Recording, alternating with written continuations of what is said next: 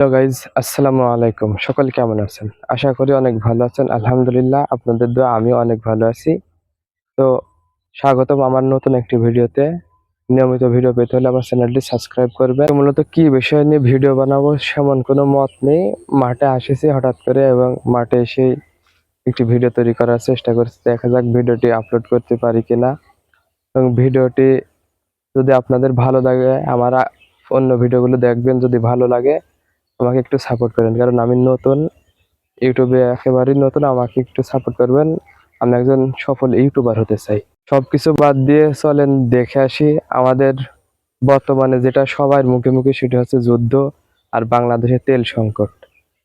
যুদ্ধ যদিও কিছু দিনের জন্য, 14 দিনের জন্য বিরতিতে আছে, কিন্তু মূলত যুদ্ধবিরতি না।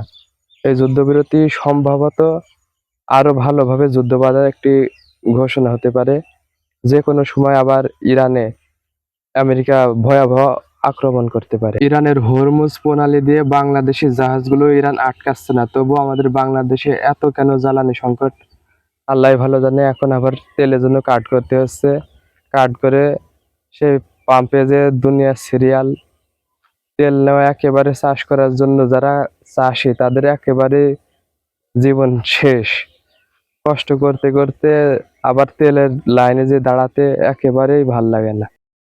পাকিস্তানের মধ্যস্থতায় ইরান এবং যুক্তরাষ্ট্রের যুদ্ধবিরতি 14 দিনের কার্যকারী হয়েছে, কিন্তু মোটেও 14 দিনের কি কার্যকারী সফলভাবে থাকবে কিনা তা সঠিক বলতে পারছি না। বিভিন্ন বিশ্লেষকরা বলছে হয়তো আমেরিকা পারমাণবিক হামলা চালানোর জন্য 14 দিন যুদ্ধবিরতিতে সম্মতি হয়েছে, এবং তাদের উপর যে কোনো সময় আবার আক্রমণ হতে পারে, অর্থাৎ ইরানের উপর যে কোনো সময় আমেরিকা আবার আক্রমণ করতে। বিভিন্ন বিশ্লেষকরা বলছে হয়তো আমেরিকা পারমাণবিক হামলা চালানোর জন্য 14 দিন যুদ্ধবিরতিতে সম্মতি হয়েছে, এবং তাদের উপর যে কোনো সময় আবার আক্রমণ হতে পারে, অর্থাৎ ইরানের উপর যে কোনো সময় আমেরিকা আবার আক্রমণ করতে পারে।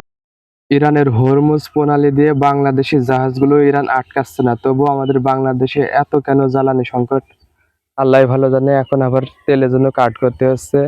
কাট করে সেই পাম্পে যে দুনিয়া সিরিয়াল তেল নেওয়া, একেবারে চাষ করার জন্য যারা চাষি তাদের একেবারে জীবন শেষ।